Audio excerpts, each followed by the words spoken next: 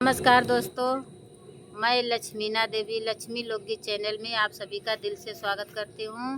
मैं आप सबके बीच में लाना चाहती हूँ देवी पचरा गीत। नवरात्र आने वाला है। देवी पचरा गीत हमारी पसंद आए तो लाइक सपोर्ट शेयर आप लोग ज़रूर करिएगा। कमेंट बॉक्स में ज़रूर बताइए देवी पचरा गीत कैसा लगा।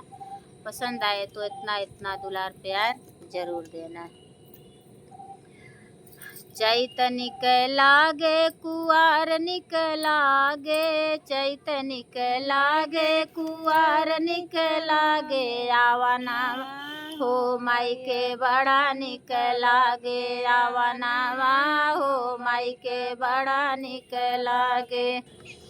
टीका निकलागे बिंदिया निकलागे, टीका निकलागे बिंदिया निकलागे, सेनुरावा हो माई के बड़ा निकलागे, सेनुरावा हो माई के बड़ा निकलागे, आमनावा हो माई के बड़ा निकलागे, आमनावा हो माई के बड़ा निकलागे।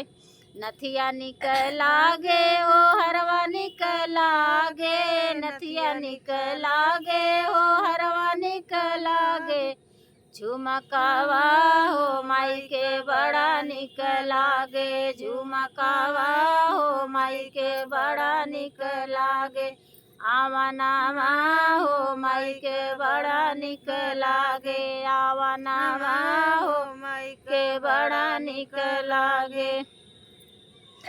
चुनरी निकलागे लहंगा निकलागे, चुनरी निकलागे लहंगा निकलागे, साड़ी निकलागे लहंगा निकलागे, साड़ी निकलागे लहंगा निकलागे, चुनरिया हो माई के बड़ा निकलागे, चुनरिया हो माई के बड़ा निकलागे, आमनावा हो माई के बड़ा निकलागे, आमनावा हो माई के बड़ा निकलागे।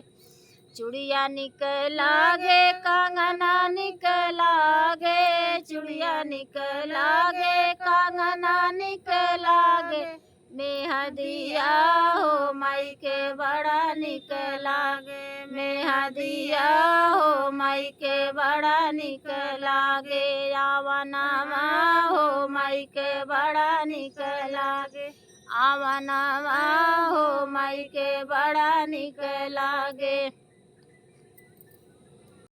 पायल निकलागे बिछिया निकलागे, पायल निकलागे बिछिया निकलागे, महावर हो माई के बड़ा निकलागे, महावर हो माई के बड़ा निकलागे, आमनावा हो माई के बड़ा निकलागे, आमनावा हो माई के बड़ा निकलागे। ढोलक निकलागे मजीरा निकलागे, ढोलक निकलागे, ढोलक निकलागे मजीरा निकलागे, ढोलक निकलागे मजीरा निकलागे, पचरावा हो माई के बड़ा निकलागे, पचरावा हो माई के बड़ा निकलागे, आवानावा हो माई के बड़ा निकलागे। चैत निकलागे कुआर निकलागे, चैत निकलागे कुआर निकलागे, आमनावा हो माई के बड़ा निकलागे, आमनावा हो माई के बड़ा निकलागे। भैया दीदी हमारा पचरा गीत पसंद आए तो लाइक सपोर्ट शेयर आप लोग ज़रूर करिएगा। अपने इस छोटी बहन का मदद आप लोग ज़रूर करिएगा।